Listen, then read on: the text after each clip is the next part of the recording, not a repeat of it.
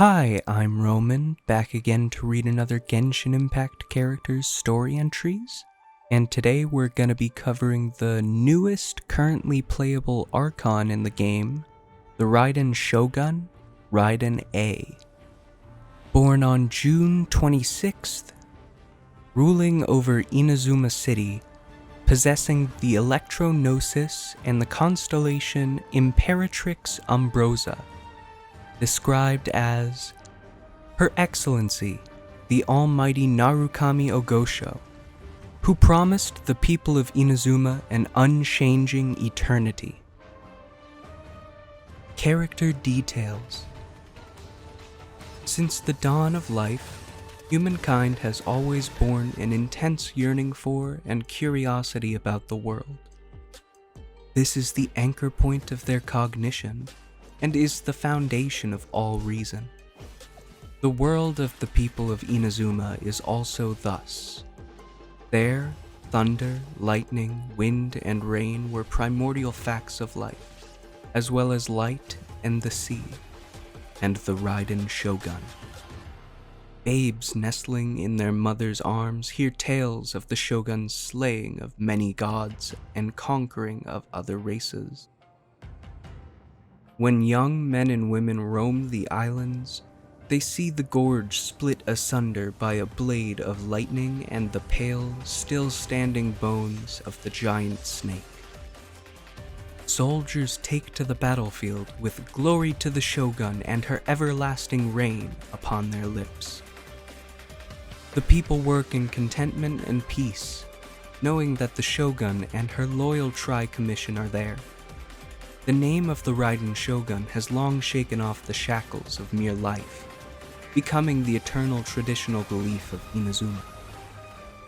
People trust in this great name and its might, believing that their descendants shall witness the same sights, that the same faith will form the foundations of their inner worlds, and that this will pass on from generation to generation. This is the eternal paradise that the almighty Shogun promised her people. Character Story 1. The true name of the Raiden Shogun is Raiden A. In her long road, she has witnessed the price that Inazuma has had to pay for progress over the hundreds and thousands of years. The happiest years of her life had passed her by, and those she once considered friends became her foes. In the end, she even lost the reason for which she had wielded her sword.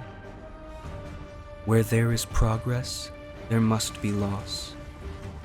A believed that this was the ironclad rule of the world, with time as its merciless enforcer. The greatest and most prosperous nation of men collapsed overnight, and even that most ancient Liyue harbor would say farewell to its Geo-Archon. The winds of parting came whistling in from the outer edge of time. However resounding the Raiden Shogun's name, centuries later, millennia later, someday, Inazuma would lose the protection of its deity. Even if that enemy was a crisis as intangible as time's passage, she had to find a countermeasure, a weapon she could use to defeat it in time. Her answer? Eternity. Only eternity could freeze all things under the sky, make Inazuma truly deathless. Then, while things are still good, let us have stillness. Let us march towards eternity. Character Story 2. For beings with a perishable form of flesh to pursue eternity, they must first solve the unavoidable problem of lifespan.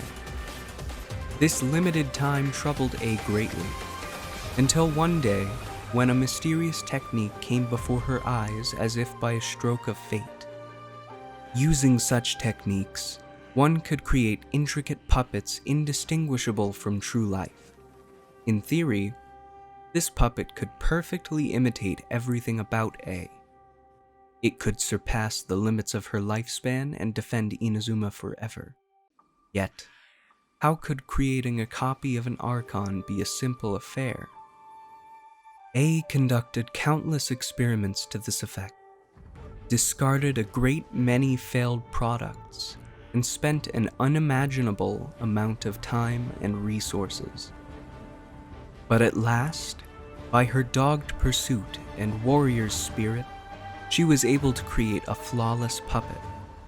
The newborn Raiden Shogun sat there silently, listening to A speak about her, and even about them. The future of Inazuma was here, inscribed upon a gorgeous blueprint. The automaton had but one question to ask A. There is no turning back from forsaking your form. Do you regret nothing?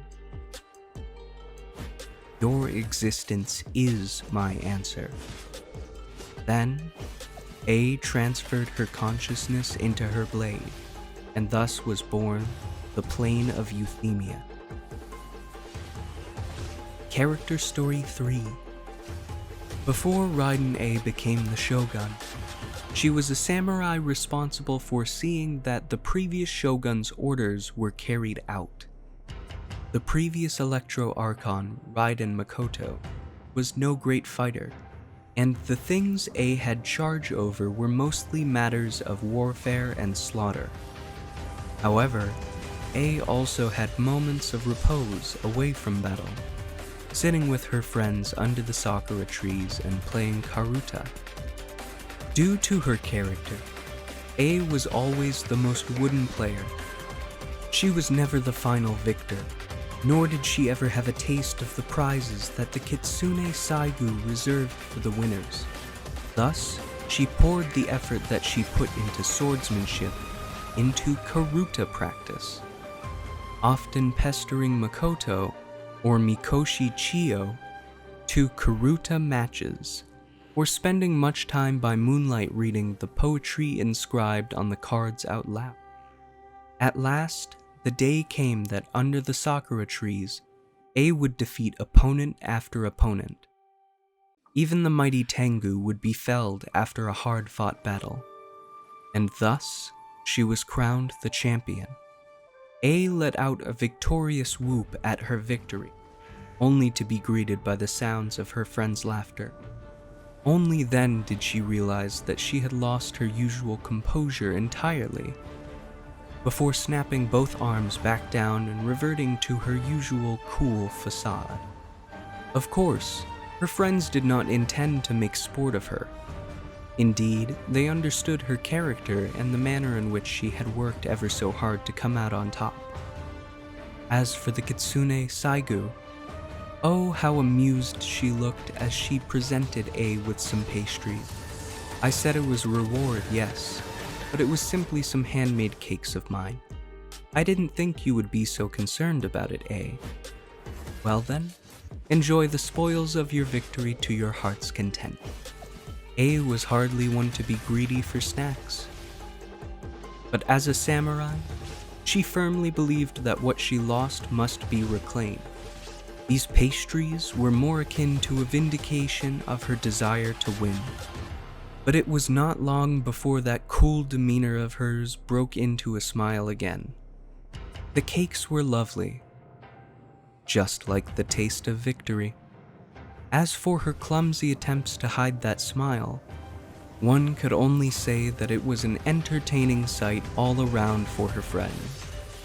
To this day, A still often remembers that sakura tree, even though she has not gone to see it in a long time, and even though no one sits under it anymore, she wishes that time might stop forever. Character Story 4.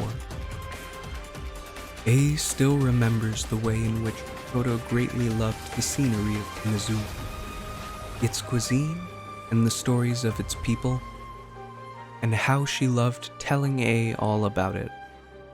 Though they both understood the concept of erosion well, Makoto was unlike A, who worried about the future more often. Instead, Makoto's energies were focused on the present.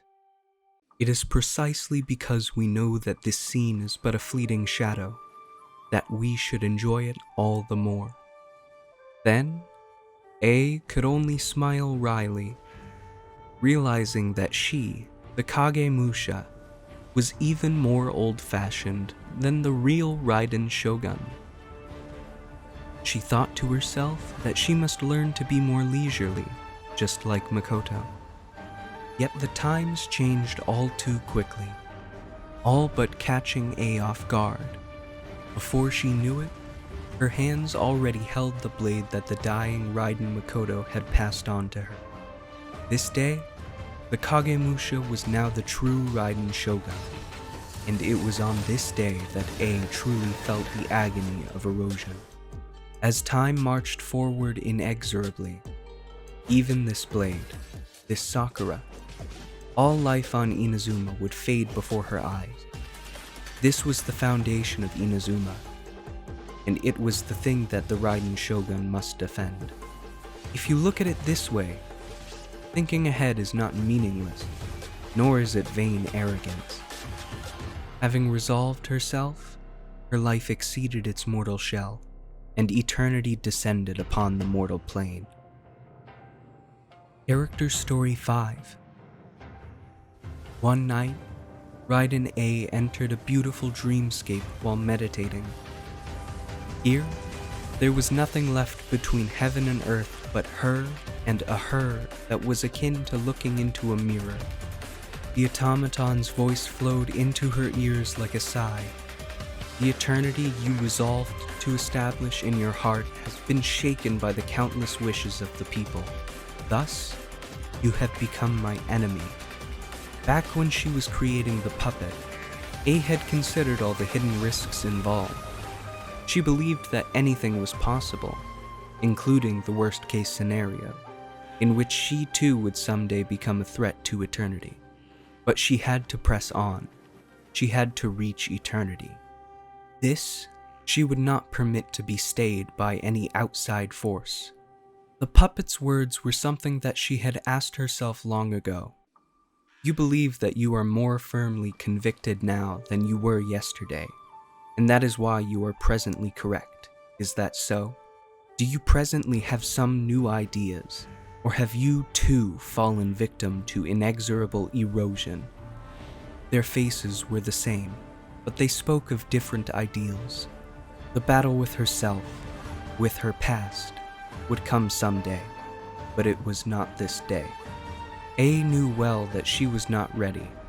Her heart was clear and she would have remained in that state, but hearing the cries of her people, she had to command her feet to stop. The sky above the mirror was no longer empty, and all about the silent halls she heard the cry of Crota. Dawn was coming. The samurai must take up her sword. This dream was ever so real, and it too passed like a shadow. Musou Isshin. A sword that once passed on has accompanied A to this day. This sword has had two wielders and has witnessed both time and eternity. It was born from Raiden Makoto's divine might, but it was never once sharpened. It took after its owner, of course, for Makoto was not one for battle. It was but a symbol, a sign of true peace. The day Makoto passed on, it was given into A's hand. The sword was stained with blood then, and as the blade drew its first taste of crimson, it was blown aside by wild winds and blazing thunder. Makoto gave it the name Musou Isshin, and desired to have it witness in Inazuma as lovely as a dream, and the noble hearts that dwell in this world. A did not change its name, for she, too, had looked out over that vast scene of beauty, and the sight of it had engendered a stronger, purer dream in her own heart. The aesthetic of lightning is precisely to capture that which is precious amidst fleeting transience. Gnosis. Before she came to dwell in the plane of Euthymia permanently, A was troubled for a time concerning where she might store her Gnosis.